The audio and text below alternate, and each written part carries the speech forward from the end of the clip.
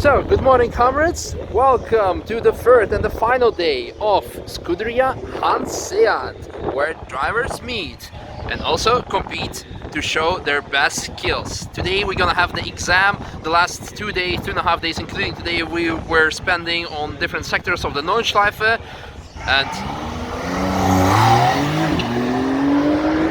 showing the best drivers from all over the world what we can do, how we should do it, perfectionizing, I think it's a word, our skills. And now it's time for the exam. Now it's time to link everything together and hopefully score some points. So Paul just went out, he's going for a lap. I'm going to the end of the pit lane because I'll be waiting for him there to get the car from him and do my lap. Now, before I'm going to show you my final exam run, let me explain you how this thing was going to work. So over here I have the Scuderia Hanseat result book, so already I have the results here. And on the first page, we see all the track sections with the instructors related to that section that you could have seen in the previous videos. Those sections were going to be evaluated. Important thing that you need to know, before I was supposed to go out, or actually like the fifth car in front of me, there was a massive accident happened at Charoudin. I'm very sorry for the guy who was involved, but luckily he had no injuries, so that's what's the most important thing. However, it took them about 45 minutes to clean up the track, and also thereby my pressures were not high enough because my hot tire pressures dropped. So this is my driver excuse number 47 from the driver excuse book that you can find on page 45, chapter 2, all the driver excuses. Okay, all the bad jokes aside, on a serious note, I thought, okay, there's going to be yellow, which they told us, and probably Schwedenkreuz and Arenberg are not going to be evaluated. Wrong. I probably did not pay enough attention, or I missed the part where they mentioned that in case something like that is going to happen, there are going to be 4 alternative sections. So even if there's going to be like, 4 sections accidents for probably some bad conditions on the track, they're going to replace one of these sections, in this case Schwedenkreuz and Arenberg, by, in my case, Hochheichen and Fuchsrohr. So without thinking like, okay, probably they're not going to evaluate there, I just took it easy in these sections.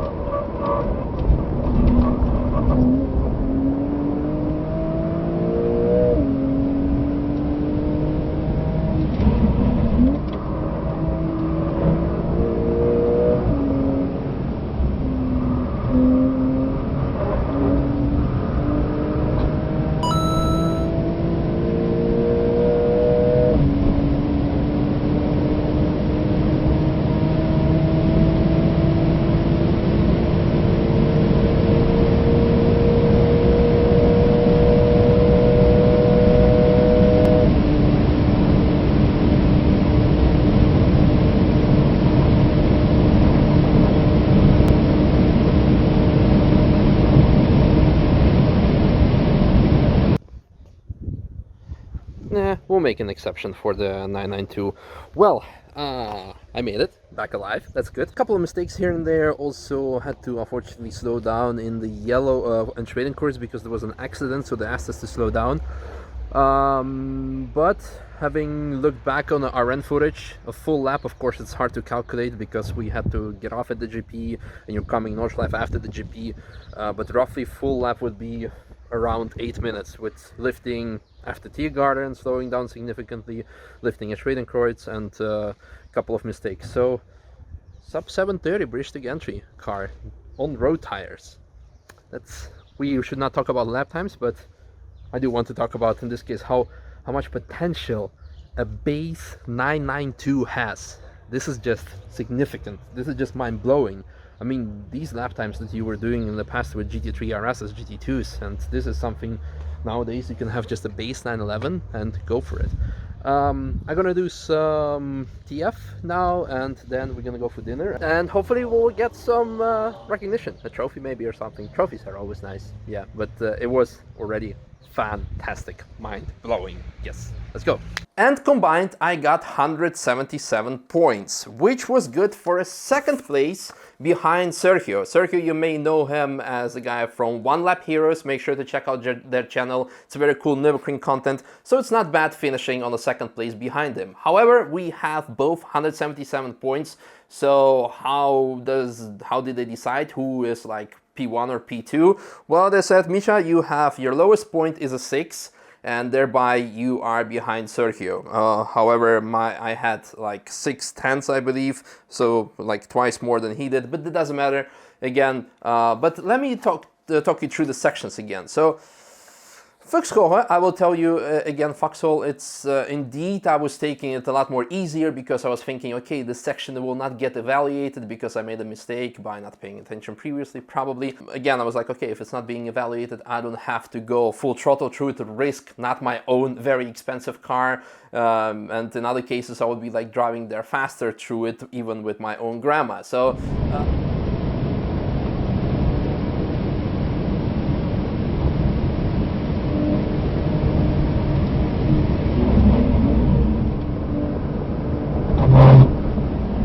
Okay, maybe this was a 6. I can kind of agree with that. It was not like as I would like to see it myself if I would know that it would be evaluated. Hochheichen, however, I wouldn't call it a 6. I mean,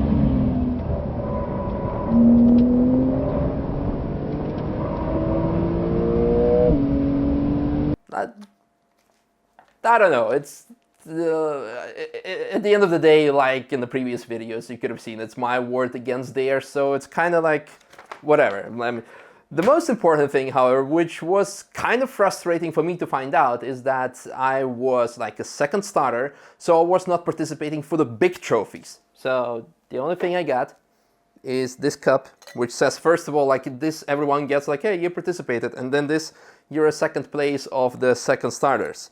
So that was kind of frustrated. So overall, I did enjoy the course a lot. I think it is very much beneficial for the beginners who need to learn the Nürburgring line in general, and it would take them otherwise way too much time to learn the line in general. It is, you've seen, there's been lots of questions regarding dry versus wet line. And actually, I want to mention to you that the organization have taken notice of my, so to say, input, critique, complaints, and there's going to be like a change in the course. There's going to be more of like a guideline towards the instructors, like, hey, no, this is how we're going to do, we need to change some things. So I appreciate that a lot from the organizational point of view, that they take that to critique and they're going to change that. So having said that, I actually very much looking forward to participating again, but this time not as a second starter, but actually actual starter, and go for the big prizes and show what I can do, and also pay more attention and well, drive as they would like me to drive, like the whole track. I guess this concludes this series of me participating with Scuderia Hanseat driver training together with Paul from JRZ. Again, massive thanks to him for allowing me to drive his car, for trusting me with his baby. And let me know, guys, would you like to join us next time? Because Scuderia offered us a possibility to create our own Apex group. So if we have enough drivers, I mean, I could be your instructor and we could have some fun for 3 days. It is 3,800 euros. Yes, it is a lot of money, but you get tons and tons of driving time. You drive from 6 in the morning till almost 8 in the evening. You have 2 track sessions between the training sessions. So you have an afternoon track session where you can drive unlimited for 2 hours, and in the evening also there is no TF because of Scuderia. You can drive for 3 hours. So at the end, 3,800 euros is probably a lot of money, but you will be spending a lot more money on fuel and brake pads probably. And of course, there's not only a lot of driving time, you can also learn a thing or two. And you get to play with some cool cars, because one of the parts of the days is actually dedicated to the GP track, where you get to play with the latest AMGs, with AMG GTRs or GT63. And this is something I have not included in the vlogs because I did not have enough footage to make an actual interesting video. But from the drivers or participants' perspective, this is absolutely amazing. So again, thanks for watching and hope to see you then. Bye bye. Well, the prices can wait, but the food cannot. Ja, genau. Oh.